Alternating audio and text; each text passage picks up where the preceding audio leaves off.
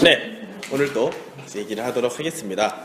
구약 성서를 어떻게 배우셨는지 모르겠는데요. 성경이라는 책을 보면은 구약이 이만큼 있고 신약이 이만큼 있습니다. 총 46권의 책이 있는데 사람들이 구약 성서를 처음 보면서 이걸 다 읽어야 돼요? 라고 질문할 수 있어요. 근데 많은 사람들이 평생 동안 한 번 읽는 게 대단한 거인 책이 구약 성서 전체입니다. 그래서 성서 전체 의미를 모르는 상태로 그냥 성서를 읽다 보면은 지겹고 재미없는 부분도 분명히 나타나고, 그리고 이럴 수도 있구나, 혹은 이건 말이 안 되는데? 라는 걸로 받아들여서 거부를 할 수도 있습니다. 그렇기 때문에 성서를 볼 때 왜 쓰여졌고 무엇을 목적으로 쓰여졌는지를 알고 보면은 돼요. 특별히 구약 성서는 이스라엘과 하느님과의 관계를 쓴 내용이라고 보시면은 가장 편합니다.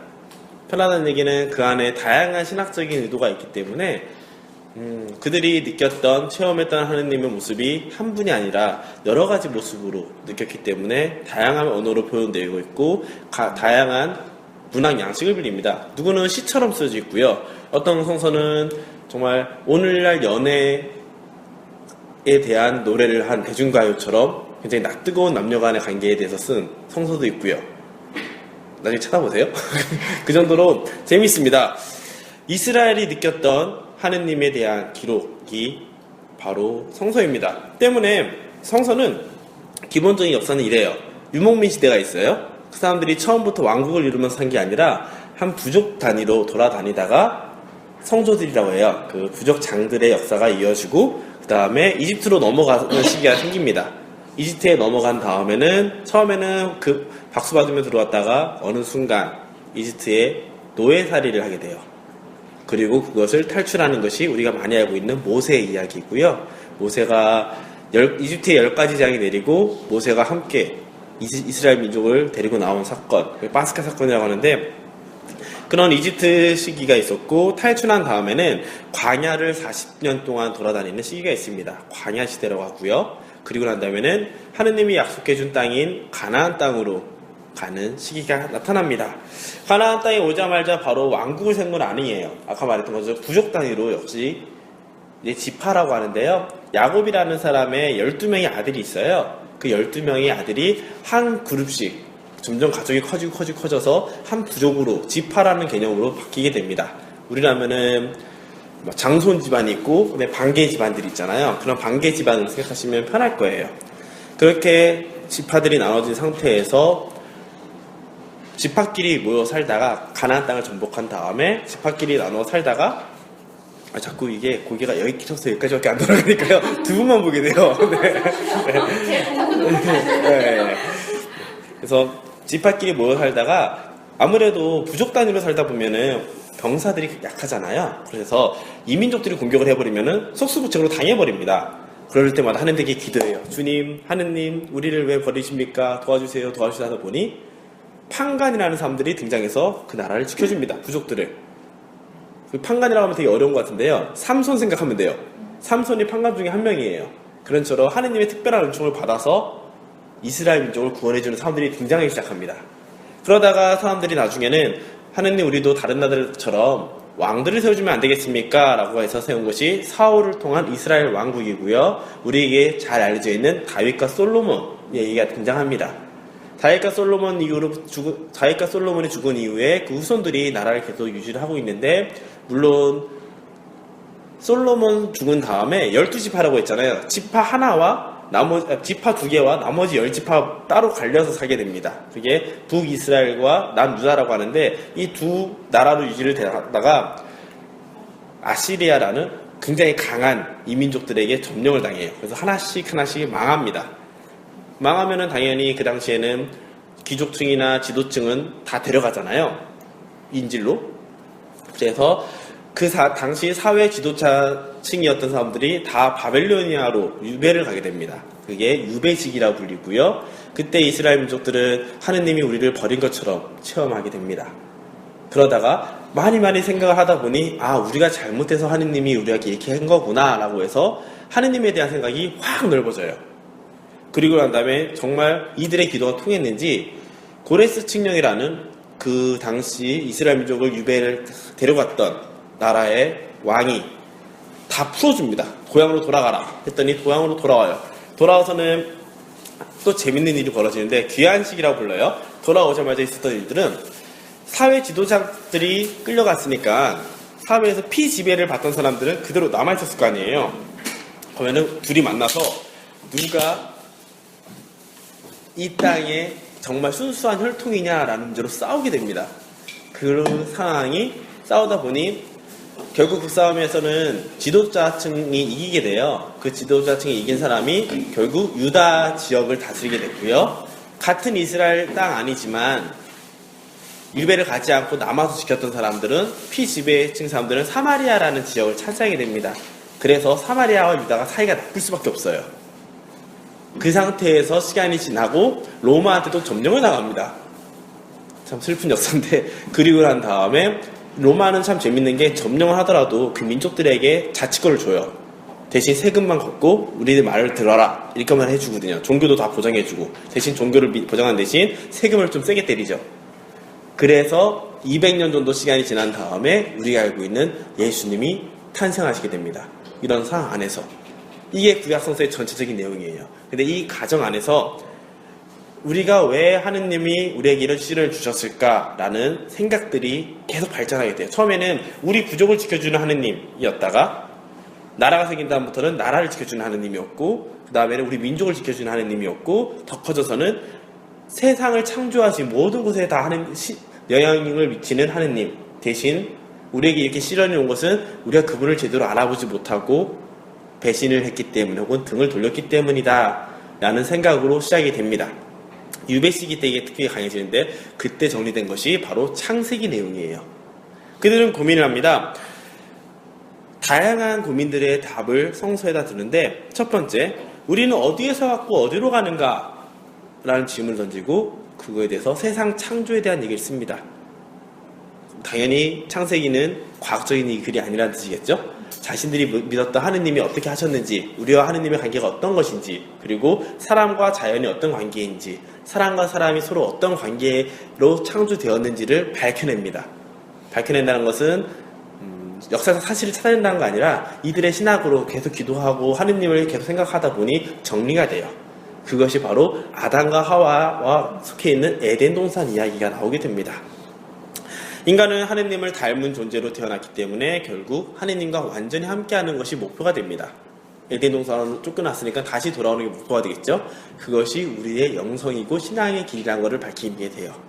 두 번째, 그런데 왜 우리가 하느님으로부터 멀어졌느냐? 우리가 죄를 지었기 때문이다. 물론 이렇게 던지면은 아담과 하와가 지은 죄가 지금 살고 있는 저하고 무슨 관계입니까? 라고 던질 수가 있어요. 그럴 때 원죄라고 표현을 하는데 원죄는 사실 우리 그리스도교 초기부터 있었던 게 아니라 한 300~400년 뒤부터 생겼던 글이에요. 오히려 그렇게 생각하셔야 됩니다. 아담과 하와가 지은 죄는 자신들이 하느님과 같아지고 싶었어요. 하느님과 동등한 위치가 되고 싶다는 거예요. 이게 영성적으로 말하면 교만이라는 죄거든요. 내가 인간인, 내가 언젠가 죽어 없어지는 사람이라는 나약한 존재라는 것, 유한한 작은 존재라는 한계가 가진 존재라는 것을 잊고 하느님과 똑같아지고 싶은 욕구가 생긴 거예요. 그것이 교만의 죄를 졌기 때문에 하느님으로부터 멀어지게 되었다라고 표현을 하고 그게 원죄입니다. 오늘날 그러면 우리도 당연히 하느님을 알고 있고 어떻게 살아야 되는지 알고 있지만 기왕이면 다음 주말하고 잠깐만 눈 한쪽만 살짝 감으면 더 좋은 게 있으면은 눈 갖고 싶은 우리의 마음이잖아요. 그런 식으로 죄에 쉽게 기우는 경향들을 유혹에 쉽게 빠지는 우리의 약함을 원죄라고 생각하시면은 아담과 하와가 지은 죄처럼 우리도 언제든지 그렇게 죄를 짓고 멀어질 수 있다를 깨닫게 되는 겁니다. 그리고 한 다음에 여러 가지 죄들이 있어요. 선악과를 먹은 죄, 바벨탑을 쌓은 죄, 카인과 아벨의 죄, 모두 교만과 관련된 죄들입니다. 바벨탑도 우리도 신과 같이 함께 만나고 싶다라는 걸로 성을 쫙 이렇게 탑을 쌓아요. 근데 좋은 말로 하느님을 만나러 가자지 실제로 탑을 쌓은 이유는 하느님과 나와 동등한 위치가 되고 싶다는 뜻이거든요.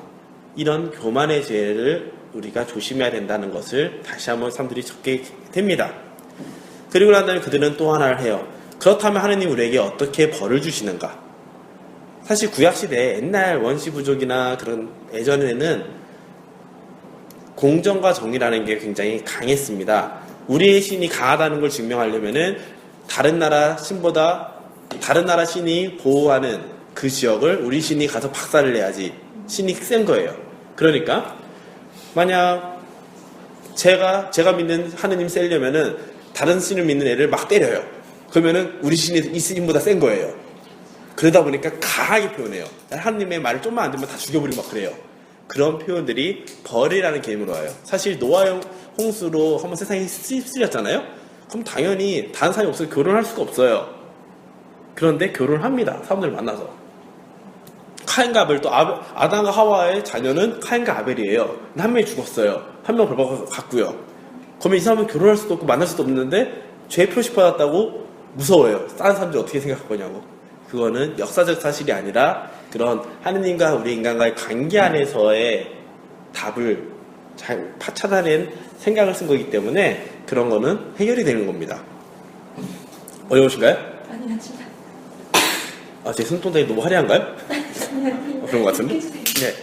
그러다 보니까 노아 홍수처럼 세상을 쓸어버리는 것도 결국 인간 세상에 악이 가득 찼기 때문에 그 악이라는 것은 하느님과의 관계 안에서 내가 하느님과 동등해지고 싶던지 혹은 하느님부터 멀어지려고 하는 그런 마음들이 다 악한 상태, 유혹에 빠진 상태로 표현을 합니다.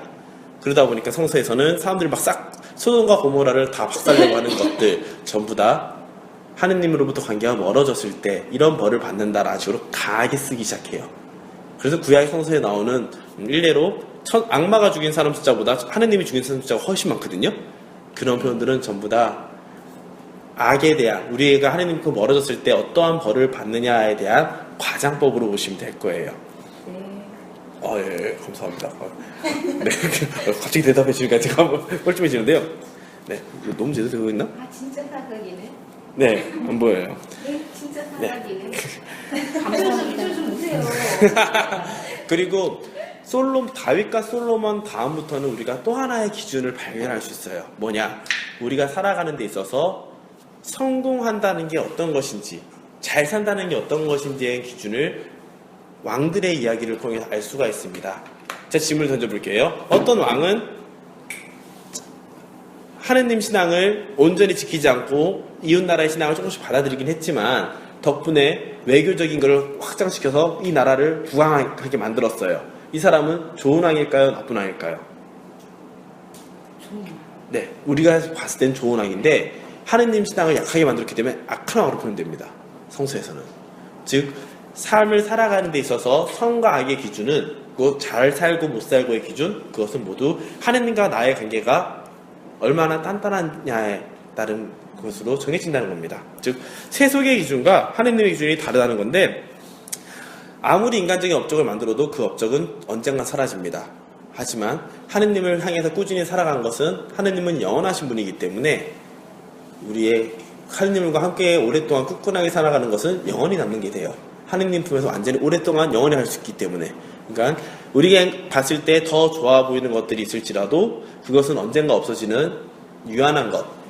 하지만 하느님은 영원하시고 절대적인 것이기 때문에 비록 눈앞에 있는 게 더 맛있어 보이더라도 하느님이 선택하는 것이 더 옳은 삶이다를 말해주는 것이 바로 왕들의 이야기를 통해서 우리가 얻을 수 있는 교훈과 삶의 지침입니다. 하지만 우리 사람들이 인간의 습성이라고 하는데요. 죄의 굴레에 또 빠지게 됩니다. 예를 들어 청소는 매일매일 해야 돼요. 왜냐? 완벽하게 깨끗하게 살 수는 없습니다. 밥은 매일매일 해야 돼요. 왜냐? 매번 배가 고프기 때문에. 한번 왕창 먹었다고 다음에 또 안 먹을 수는 없잖아요. 마찬가지로 인간은 작심삼일이라고 하죠. 하느님이 용서해주고 다시 돌아와서 조금만 시간이 지나면은 다시 하느님부터 멀어지고 내가 하고 싶은 걸 선택하게 돼요. 이게 유혹에 빠진다는 표현을 합니다. 근데 유혹에 빠질 때마다 하느님부터 점점 멀어지게 된다고 생각하고 포기하는 사람도 있는데 성서를 보면 그게 아니에요. 아무리 죄를 계속 지어도 다시 마음을 돌리면 하느님은 받아주십니다. 다만 교만의 죄에 빠진 사람들은 잘 돌아올 수가 없어요. 하느님은 늘 열어주시지만 인간이 돌아보지 않기 때문에 하느님이 이 사람을 벌을 주는 거지 돌아온다면 언제든지 받아주는 모습을 우리는 구약성서에서 볼 수가 있습니다. 그렇다면 우리 또 생각하게 돼요. 그럼 도대체 하느님이 하라는 것과 하지 말라는 것을 우리가 어떻게 압니까? 숨겨진 진실을 알려주는 것을 계시라고 말씀드렸잖아요. 그 계시의 통로는 크게 세 가지 정도로 볼 수가 있어요. 물론 성서와 성전이라고 부르는데 그거 말고 구약 성서를 통해 특히 성부 하느님을 이 사람들이 깨닫게 될 통로는 한 세 가지 정도로 보시면 될 겁니다. 자신들이 조상들이 체험했던 하느님 체험을 후손들에게 전해줍니다. 그거는 구전정승이라고 하는데요. 이 당시에는 글이 없었어요. 글이 있긴 해도 쓰진 않았었어요. 다 말로 전했지. 성서는 원래는 말로 다 전해지는 거였습니다. 그 긴 거를 다 외워서 그대로 알려주는 거였어요. 그래서 하느님의 자신들이 체험한 것을 혹은 어떤 예언자가 하느님의 영을 받았던 사람이 전해받은 것을 우리가 체험했으면 그거를 후손들에게 계속 전해줍니다. 이게 계시의 첫 번째 통로라면, 두 번째는 인간의 노력으로 하느님의 흔적을 발견합니다. 어떻게 하느냐? 비록 신앙을 안 가진 상태에서도 부모님한테 막대하면 안 되는 건 다 알고 있어요. 사람을 죽이면 안 되는 건 다 알고 있어요. 이것처럼 인간이 봤을 때 우리에게 양심이라는 게 있기 때문에 그 양심은 하느님의 닮은 우리의 모습 중 하나이기 때문에 자연적인 법칙을 따라가다 보면 자연스럽게, 그리고 그 법칙에 따라가려고 노력을 하면은 이 안에서 하느님의 흔적들과 가르침을 찾을 수가 있습니다. 이런 것이 쓰여진 게 지혜라고 표현을 해요. 지혜 문학. 주로 잠언, 지혜서 이런 거가 들어가 있는데 이런 것도 있어요. 내 사제를 배불리 먹여 살찌우리라 이런 어이없는 것도 있고요. 술은 하느님이 주신 선물이지만 과하면 안 된다 이런 식으로 이런 글도 써있을 정도로 인간 삶 안에서 당연히 살아가야 되는 법칙들 혹은 하느님이 정해주신 것을 인간의 노력으로 찾아낸 것들이 하나의 통로가 됩니다. 세 번째 통로는 실제로 살아가면서 주어지는 예언자들과 율법학자들, 계명을 해석해주는 사람들과 하느님의 영을 받아서 지금 이 세상에서 하느님이 바라시는 것이 무엇인지 다시 한번 일깨워주는 사람들을 통해서 그 하느님의 말씀을 전하게 듣게 됩니다. 쉽게 말하면 사제들처럼 영적 지도자를 보면 될 거예요. 보다 기도를 많이 했던 사람들의 모습을 보면서 하느님이 원하시는 것은 이게 아니라 이렇게 하는 겁니다 라고 알려주는 그런 행동들을 통해서 하느님의 원하시는 것을 들을 수 있게 됩니다. 말씀의 통로라고 보시면 되겠죠. 그래서 우리는 구약 성서에서 3명 정도를 정말 뛰어난 사람으로 봅니다. 뛰어나다는 것은 인간적으로 뛰어나다가 아니라 하느님과의 관계에서 정말 잘 살았던 사람들, 사람이라고 표현했기 때문에 분명히 말 안 들은 적도 있고 혼난 적도 있어요. 하지만 온전히 하느님의 수신할 수 있었던 사람 3명이 있는데 그 사람이 아브라함과 모세와 엘리야를 보시면 될 겁니다. 아브라함이라는 사람은 한 나이 7, 80 돼서 갑자기 하느님이 등장해요. 야, 나 믿고 따라와. 너가 가지고 있는 재산 다 버려두고 내가 말하는 곳으로 가서 그 땅과 후손을 줄 테니까 와라 라고 말해요. 그리고는 아브라함은 예 하고 다 두고 그냥 갑니다. 사실 신앙은 불확실성에 대한 투신이라고 하거든요. 우리는 눈에 보이는 거 확실히 생각해 봤을 때 맞는 거를 주로 선택하게 되는데 그렇게 하다 보면 신앙의 깊이에 다가가기는 굉장히 어렵습니다. 왜냐? 내가 생각하는 것과 하느님이 계획하신 것은 너무 큰 차이가 나기 때문에요. 때문에 아브라함의 모습에서 불확실성에 대한 투신, 하느님에 대한 온전한 투신을 배울 수 있기 때문에 그 사람은 뛰어난 신앙인으로 모범으로 본받게 됩니다. 아브라함이 잘못한 건 뭐냐면요. 가다가 자기 누이인가? 어떤 왕이 좀 세 보이니까 자기 아내를 누이라고 속이고 막 그 왕한테 바칠 뻔하고 그런 일도 있어요. 원래 하면 우리가 기존에 나쁜 거잖아요. 근데 그렇게 인간적인 약한 모습 많이 보여줍니다. 하지만 끝까지 하느님을 찾아서 돌아왔던 사람이기 때문에 모험이 된 거고요. 두 번째 모세는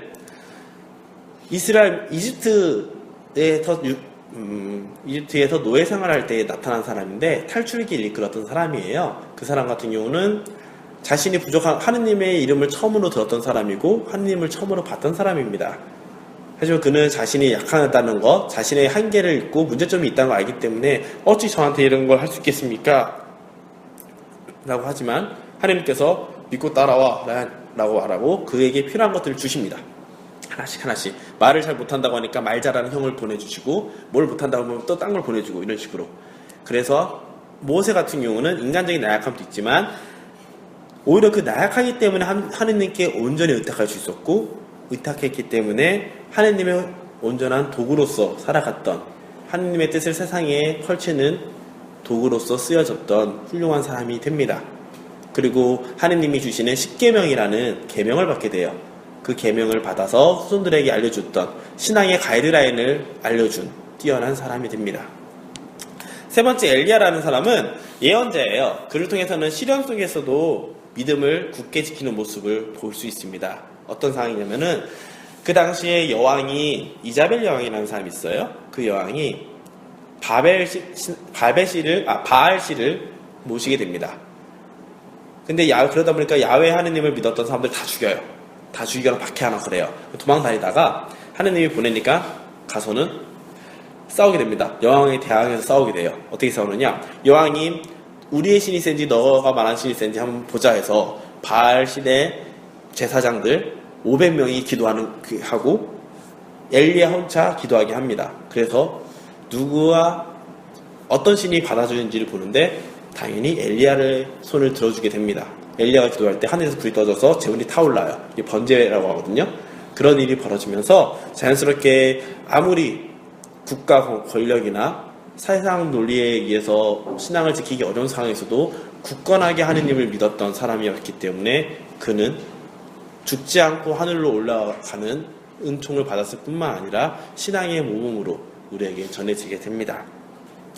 이처럼 우리가 구약성서를 배우는 것, 그것은 이스라엘 역사 안에서 그들이 체험한 하느님, 그리고 그들이 배웠던 하느님의 말씀, 그리고 하느님과의 관계를 어떻게 우리가 더 나가야 되는지를 배우는 마음으로 보신다면은 구약성서를 다 볼 수 있고요. 그 안에서 우리는 때때로 하느님의 무서운 모습, 잔인한 모습도 보게 되지만 그거는 하느님을 믿어야 되는 후손들에게 굳건히 하느님을 따르게 하려고 하는 선조들의 성사가들이라고 하거든요. 성서를 쓴 사람들의 마음이라고 보시면 될 겁니다.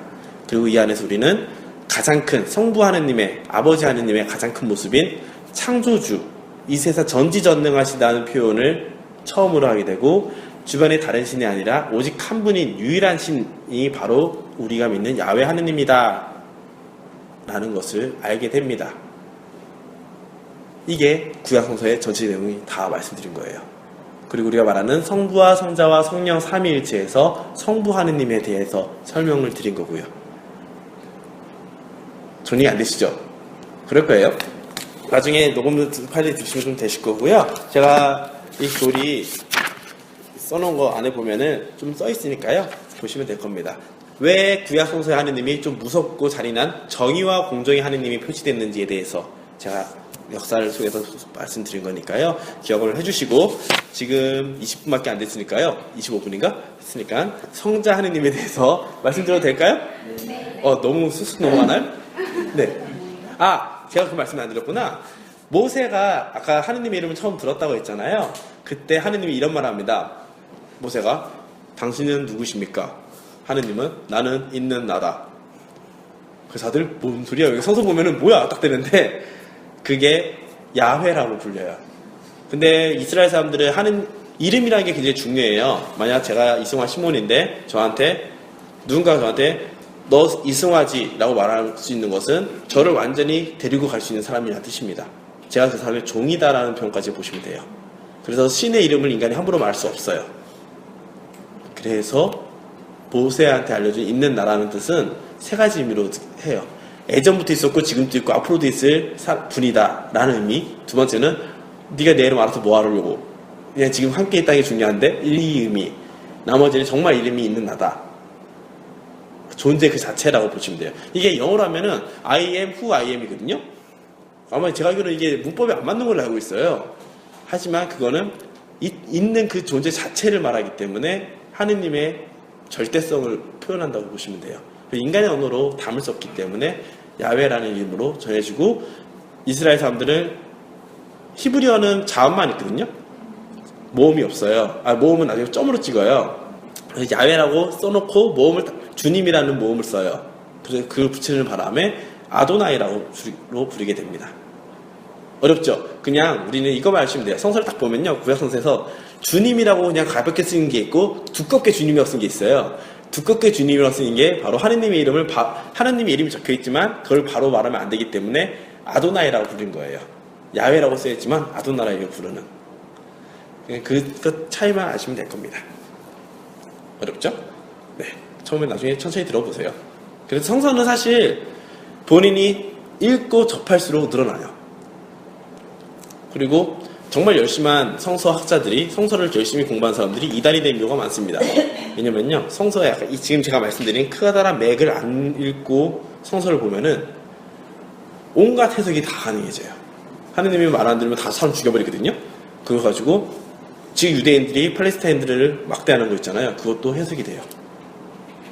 왜냐면 팔레스타인은 하느님을 안 믿잖아요. 자기네들이 하느님을 안 믿기 때문에 이방 종교예요. 이방 종교들은 얼마든지 죽여도 돼요. 율법에 따르면, 구약 성서에 따르면. 근데 그게 아니잖아요. 그런 식으로 해서 성경을 어떻게 맞추느냐에 따라서 온갖 해석이 되기 때문에 조심해야 되는 부분이고요. 그렇습니다. 그래서 여기 종이에 적힌 것처럼 다음 주에 꼭 드릴게요. 네. 그래서 하느님은 정의와 공정의 하느님이고 하느님을 따랐을 때는 온전히 풍요로운 보상을 주시는 분, 그리고 그 보상은 신약성서에서 온전히 드러나는데 하느님과 함께 할 수 있는, 영원히 함께 하는 것. 그거는 내가 사라지고 하느님이 있으면 그게 내 스며드는 게 아니라요, 나는 있는 그대로 존재하지만 하느님 안에 들어가서 내가 온전히 완성이 되는 거예요. 이거는 약간 나중에 영성신학까지 들어가서 말하는 거기 때문에 기회가 되면은 또 알려드리도록 할게요. 네. 궁금한 것도 있으신가요? 네.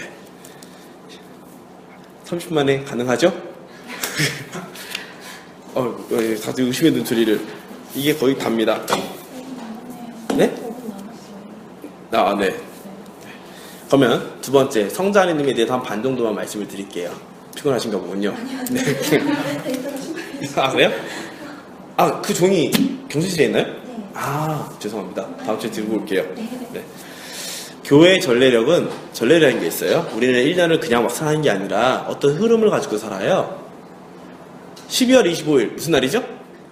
크리스마스. 그게 크리스트마스라고 해서, 마스는 미사의 영어식 발음이고요. 크리스트에서 T가 묵음이 돼가지고 그리스도의 미사를 크리스마스라 부릅니다. 엑스마스라 부르는 뭘까요? 그리스도를 우리는 CH로 시작하잖아요. 히랍으로 바꾸면 X로 시작합니다.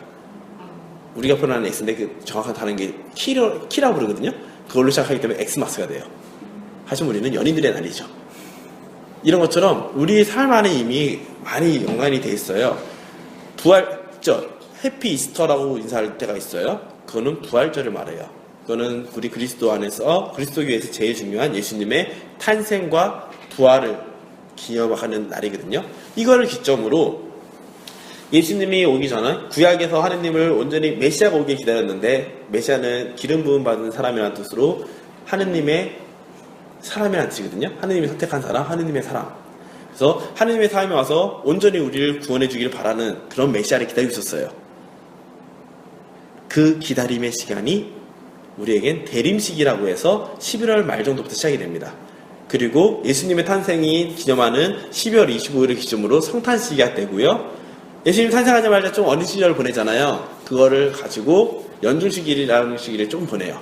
그 다음에 예수님이 우리를 위해서 순환받고 고통받으신, 우리에게 대한 사랑을 지극히 보여주는 사순시기를 보냅니다. 지금이 바로 사순시기예요. 나중에 미사를 오시면은 신문인데 영대를 보면 느껴져요. 보라색이면은 대림시기 아니면 사순시기고요. 흰색이면은 정말 기쁜 날, 녹색이면은 연중시기, 평소에 가르침을 보고 배우는 시기, 그리고 빨간색이면은 피와 관련된 예수님의 죽음 혹은 성인들의 죽음, 이런 식으로 피로 신앙을 증거했던 그런 중요한 순간에 빨간색입니다. 이걸 알고 보면 되게 재밌어요. 그래서 예수님의 사랑을, 우리를 위한 사랑을 알 수 있는 사순시기와 부활시기라고 해서 예수님이 정말 살아나시고 죽지 않아요. 그리고 하늘 올라가세요. 그것을 기억하는 부활시기. 그리고 난 다음에 다시 우리의 예수님이 하느님이시라는 걸 깨닫고 그분이 그 전에 하셨던 말씀들을 다시 배우고 익혀가는 연중시기가 시작됩니다. 이 사이클로 1년을 돌고 또 1년을 돌고 이렇게 돌아요. 그러니까 우리 그리스도교에서는 1년을 미사를 하면서 보낸다는 것은 곧 예수님과 예수님의 삶을 우리가 똑같이 따라가면서 매년 조금씩 달라지는 신앙의 길을 걷는 겁니다. 쉽게 말하면 이런 비유를 들 수 있을 거예요. 우리는 매년 1월 1일이 오는데 1월 1일 올 때마다 조금씩 달라집니다. 왜냐? 어린아이들 기준으로 하면 세뱃돈이 점점 많아지겠죠? 어린아이들이 받는 세뱃돈과 유치원생이 받는 거랑 초등학생이 받는 거랑 중학생이 받는 게 다르죠. 그러다가 어느 순간 세뱃돈을 받는 입장이 아니라 주는 입장으로 변합니다. 근데 이 시간은 나도 모르는 사이에 이렇게 올라가기 시작해요.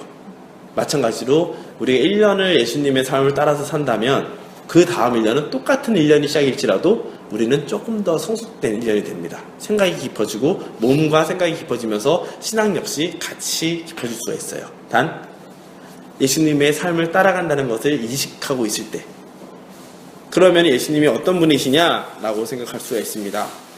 왜 예수님을 삶을 우리가 따라가야 되느냐라는 질문은 딱 한 가지 대답밖에 못해요. 우리는 예수 그리스도가 하느님이라고 믿기 때문입니다.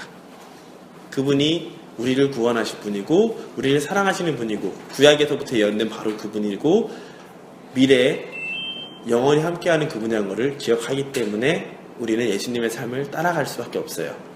만약 우리 보고 노자의 삶을 따라 사세요라고 하면은 노자에 대해서 잘 모르잖아요. 그래서 노자의 삶을 따라 살 수가 없습니다. 그냥 그분이 했던 말만 가지고 좋은 말이구나 라고 할 수 있지만 예수님이 어떻게 사셨고 어떤 말을 하셨는지는 성서를 통해서 우리에게 전해주고 있어요. 그러다 보니까 사람으로 오신 바로 그분이기 때문에 우리가 사람일지라도 그분이 했던 행동들을 따라가고 닮아가려고 하면은 우리는 하느님이 원하시는 그 삶을 그대로 살 수 있는 거예요. 그렇기 때문에 우리가 믿는 하느님이 예수 그리스도고 그분이 사람이라서 사람으로 사셨던 모습을 따라 살고, 그러다 보면 우리는 구약에서부터 오랫동안 기다렸던 다시 에돔 동산으로 돌아가는, 낙원으로 돌아갈 수 있는 하느님과 온전히 함께 할 수 있다는 것을 고백합니다. 이런 고백은 초기 교회에서도 많이 있었어요. 쉽게 말하면 이럽니다. 당신이 만난 예수님은 어떤 분이십니까? 라고 말하면은 사람마다 다 틀려요. 기도를 많이 했던 신부님마다도 다 틀리고, 기도를 많이 했던 수녀님들도 본인들이 체험한 하느님이 다 다릅니다. 예수님에 대한 호칭이 다 그래요. 아까 시작하기 전에 주일학교 애들이 저한테 했던 말이 엿집 형 같다고 했잖아요. 엿집 형 같다고 표현한 이유는 그만큼 저와 그 친구들이 가깝다는 뜻이에요. 저를 보고 그냥 신부님이에요 라고 말했으면은 저와 그들의 관계는 신부님에서 끝나는 겁니다. 저는 미사를 하고 그 사람 참석을 하고 이게 끝이에요. 옆집 형이면은 평소에도 놀고 왔다 갔다 할 수 있는 관계라는 뜻이고요. 선생님이라고 표현하신 분도 있어요. 학교 선생님처럼 배우는, 그래서 하느님을 우리에게 알려주는 사람이라는 관계와 맺어주면 선생님이 됩니다.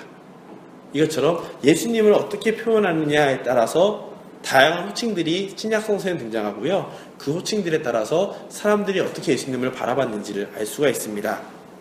그 호칭은 크게 말하면 그리스도, 이거는 기름 부음 받은 사람의 뜻이에요. 주님, 이건 주인님이란 뜻이에요.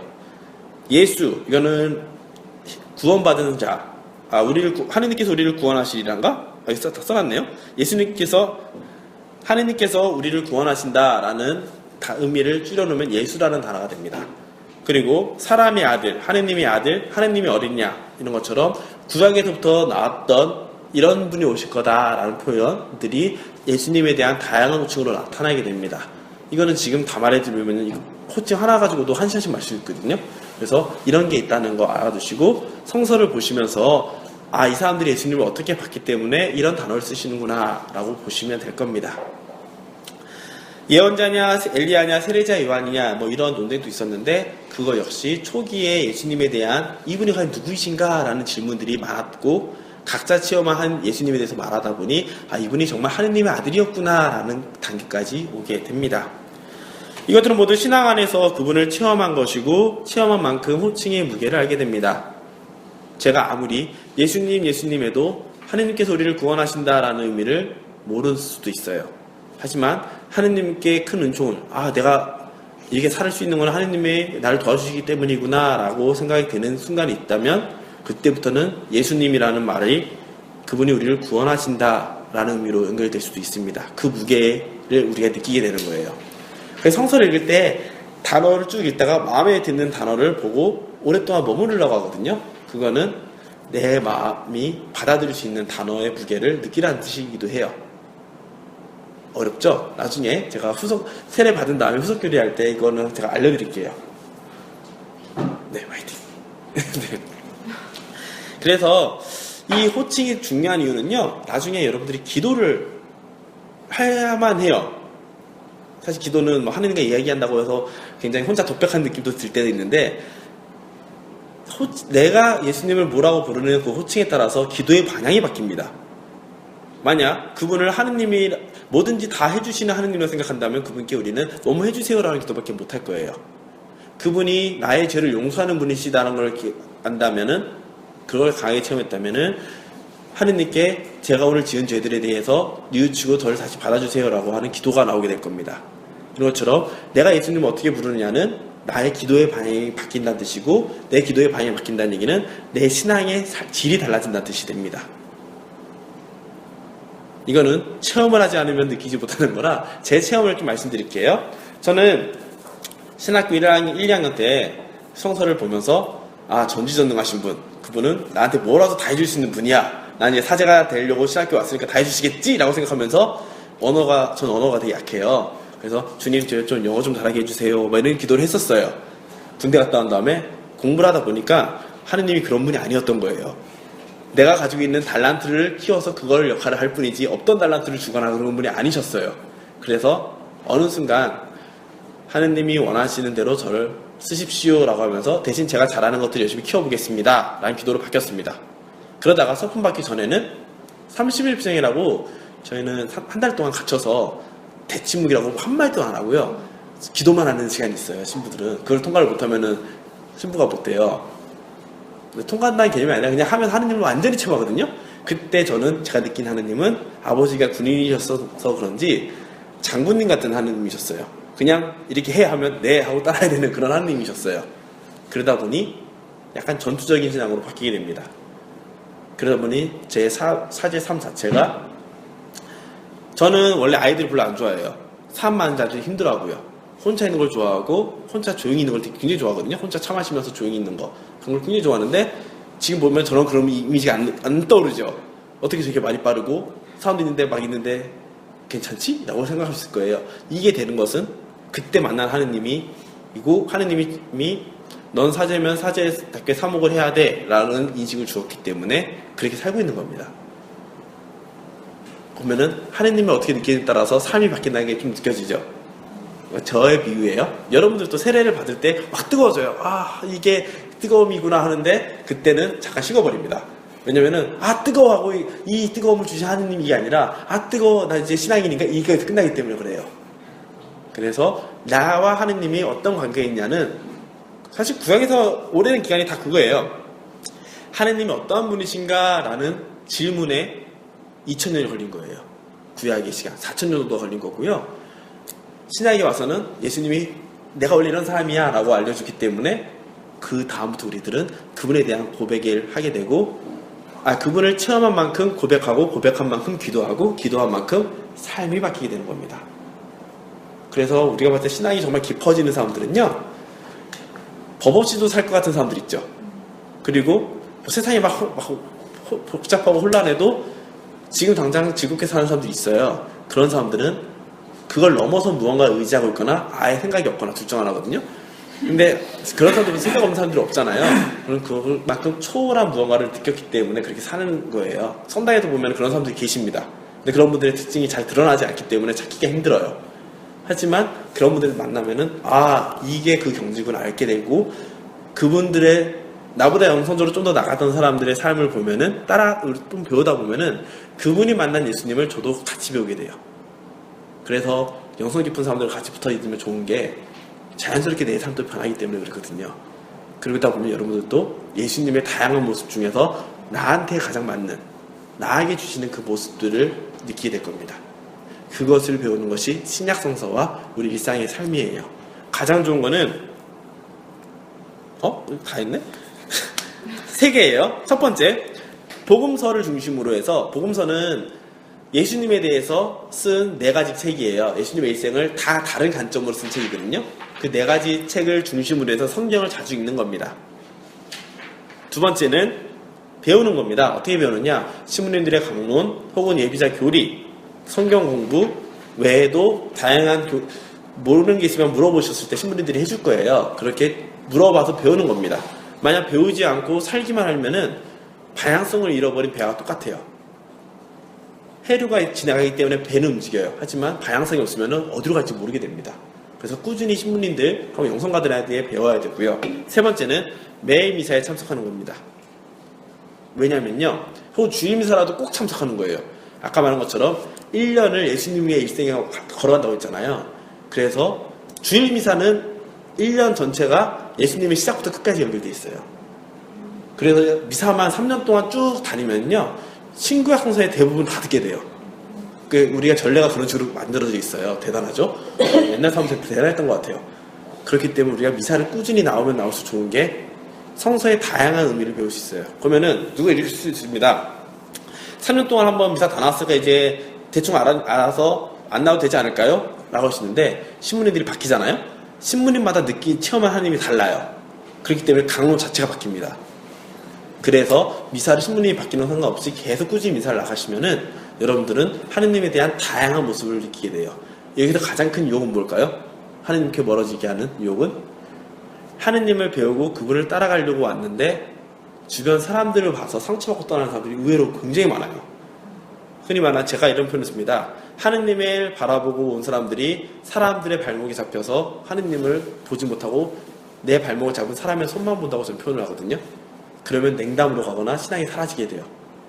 그래서 언제나 우리의 삶에서 이스라엘 민족이 하느님을 꾸준히 찾아갔던 것처럼 우리들도 꾸준히 하느님을 찾아가는 과정 안에서 주변 관계를 맺어지기 시작한다면 더 많은 도움이 될 겁니다.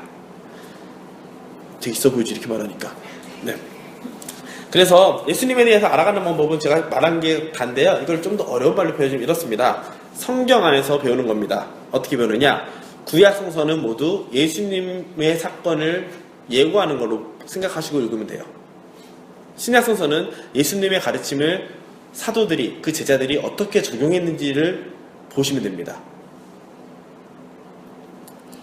두 번째 방법은 교의 안에서 배우는 방법입니다. 교의란 예수님에 대한 다양한 체험들과 가르침들이 막 내려와요. 성서를 통해서나 이렇게. 그런데 그 안에서 우리에게 분명한 길을 제시해주는 옳은 가르침들만 모아놓은 게 교의신학이라고 불려요. 교의라고 부르는데 그것을 우리가 공적인 가르침을 배우는 겁니다. 예수님은 계시의 완성이라고 부르거든요. 그분이 하신 말씀과 행동.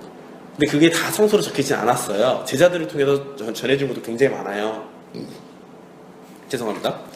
그 전해지는 것들이 모두 교회의 가르침, 아까 말했던 신부님들의 강론, 주교님들의 말씀, 교회의 문헌들을 통해서 우리에게 전해지게 됩니다. 그거는 언제 나왔다고 멈추는 게 아니라 예전에 가르쳤던 그 가르침이 원래는 이런 의미이기 때문에 세상은 변하잖아요. 그 어떻게 적용을 시킬 것인가에 대한 가르침이 계속 나와요. 세상이 바뀌면 바뀔수록. 그 가르침들을 배울 수 있는 방법은 사실 책으로, 인증된 책으로 보든지 신부들한테 배우는 수밖에 없습니다. 그렇다면 여러분들이 2000년 전의 예수님의 삶을 오늘 우리가 어떻게 살 것이냐에 대한 답까지 알 수 있는 거예요. 그래서 우리는 지금 신약성서에서 예수님을 우리가 왜 공부해야 되는지, 어떻게 공부할 수 있는지, 어떻게 우리가 신앙생활에 가는지까지 배우신 겁니다. 질문 있으신가요? 아름답게 끝나죠? 네. 그렇다면 오늘 교리는 여기까지 하도록 하겠습니다. 이거 어떻게 끄지?